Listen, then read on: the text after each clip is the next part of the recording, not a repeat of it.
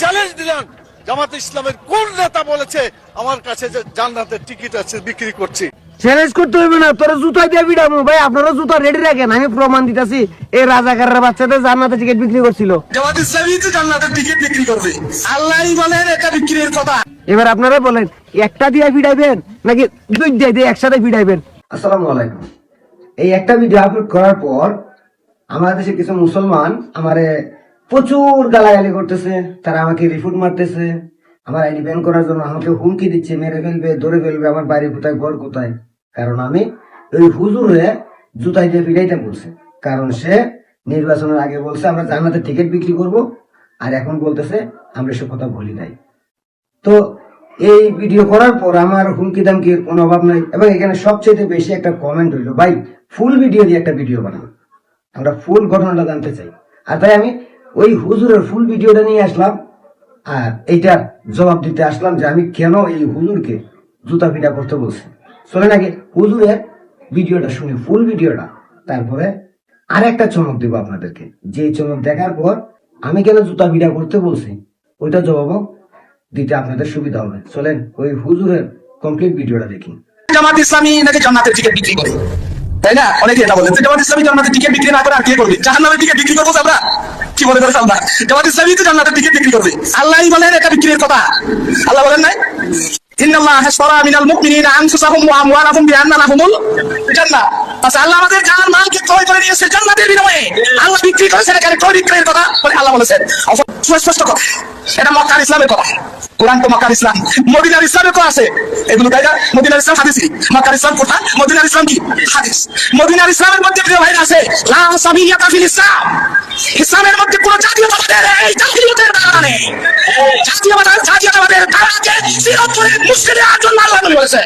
আপনারা অনেকে বলবেন যে এই ভিডিওতে কাটছাট করছেন। হ্যাঁ, এই ভিডিওতে এই হুজুরে কিছু আরবি বক্তব্য দিছে যেগুলো বাংলাকে অনুবাদ করছে আর কি। তাই আমি আরবিটা কাটে শুধু বাংলা অপশনটা দিছি যারা আপনাদের বুঝতে কষ্ট হয়। এই হুজুর কি বলছে আপনারা নিশ্চয়ই শুনছেন। সেখানে কি আপনাদের মনে হয় নাই যে জান্নাতের টিকিট বিক্রি করতে তাদেরকে আল্লাহ অনুমতি দিয়েছে? আল্লাহ নাকি নিজেই বলছে জান্নাতের টিকিট বিক্রি করো, এবং তারা তো বিক্রি করবেই, তাদেরকে আল্লাহ অর্ডার দিয়েছে। এই যে কথাটা হুজুর বলছে। এবার চলেন আর একটা চমক দেখায়।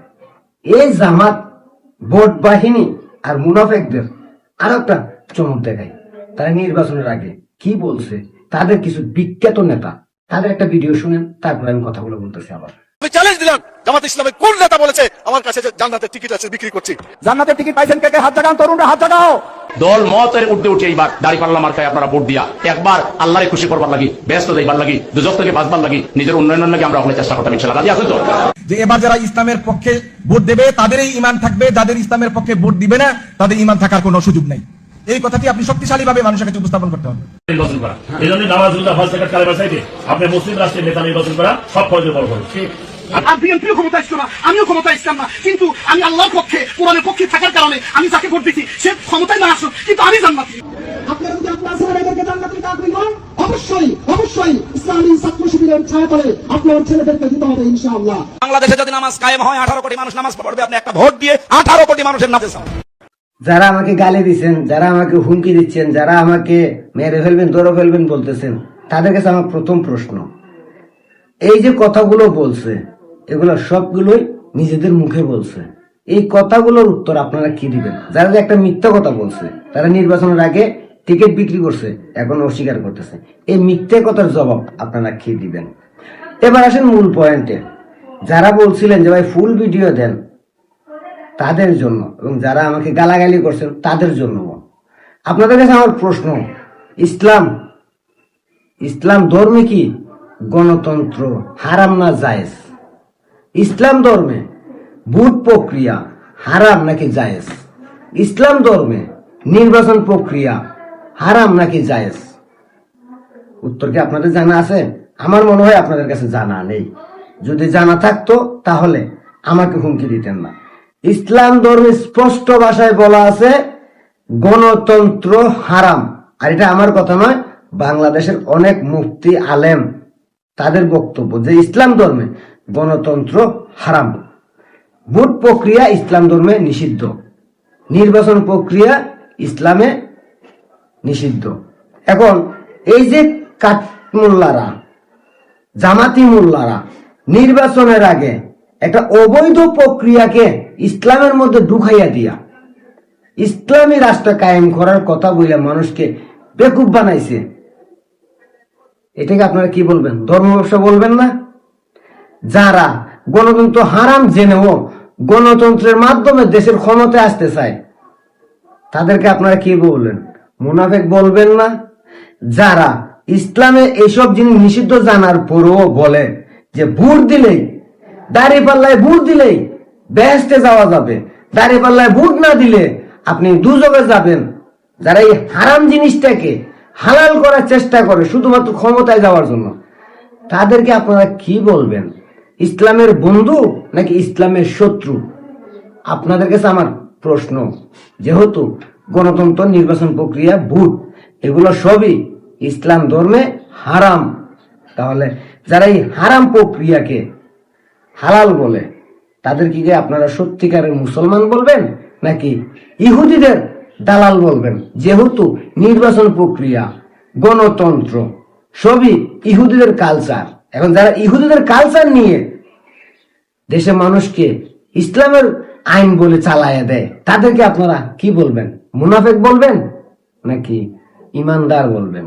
প্রশ্ন আপনাদের কাছে রাখলাম, কারণ আপনারাই আমাকে গালাগালি করছেন, কারণ আমি এই কাঠমোল্লারে জুতা পিটা করবো বলছি। ওইটা এবার উত্তরটা আপনারাই দিবেন, কারণ আপনারা সবাই মুসলমান, আর মুসলমান বলেই আমাকে এই হুমকি দামকি দিচ্ছেন, কারণ আমি একজন লেবাসদারি, দাড়িওয়ালা, টুপি মাথায় দেওয়া কাঠমোল্লারে জুতা পিটা করবো বলছি, কারণ সে বলছে আমরা তো জান্নাতের টিকিট বিক্রি করবোই। আল্লাহ আমাদেরকে বলে দিয়েছে জান্নাতের টিকিট বিক্রি করার জন্য। জান্নাত বানাইছে আল্লাহ, জাহান্নাম বানাইছেও আল্লাহ। আপনার আমার আমলের ফল, আপনার আমার জীবন কেমন কাটাইতেছি তার উপর নির্ভর কইরা আল্লাহ আমাকে আপনাকে জান্নাত দিতে পারে, জাহান্নামও দিতে পারে। তার মালিক একমাত্র সৃষ্টিকর্তা আল্লাহ।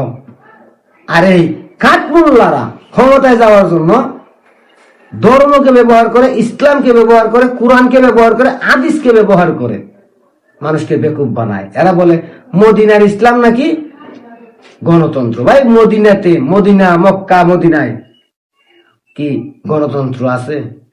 ভোট প্রক্রিয়া আছে, নির্বাচন আছে? তাহলে এই কাঠমোল্লারা কোরআনের সাথে সাথে মদিনাকে, মক্কাকেও অপমান করতেছে। এখন এইসব কাঠমোল্লাদের কি বলবেন? ধর্ম ব্যবসায়ী বলবেন না? মুনাফিক বলবেন না? ইহুদিদের দালাল, গোলাম বলবেন না? আগে এদের চরিত্র চিনেন, এদেরকে চিনেন, এদের কথাকে বুঝার চেষ্টা করেন এরা কিভাবে ইসলামকে, ধর্মকে রাজনৈতিকভাবে ফায়দা লুটার জন্য ব্যবহার করে আর দেশের মুসলমানদের বেকুব বানায়। আশা করি বুঝতে পারছেন। এরপরে যদি আমরা কেউ গালি দেন, দিতে পারেন, আমার কোনো আফসোস নেই। মুনাফিক, বেঈমান, ধর্ম ব্যবসায়ী আর আলবদর আল শামস রাজাকার, মির্জাফর রাজাকারের নাতি পুতিদের বিরুদ্ধে আমি কথা বলবো, বলতেই থাকবো। এরা যদি কোনো সময় ভালো কোনো কাজ করে আমি ভালো কাজের কথা বলবো, কিন্তু যতদিন মধ্যে এরা এই ধর্ম ব্যবসা, কোরআন ব্যবসা, ইসলাম ব্যবসা বন্ধ না করবে ততদিন আমি শাহজাহান এদের বিরুদ্ধে থাকবো। কারণ আমি একজন মুসলমান, আর একজন মুসলিম হিসেবে এই ধর্ম ব্যবসায়ীদের বিরুদ্ধে কথা বলা আমার ইমানি দায়িত্ব।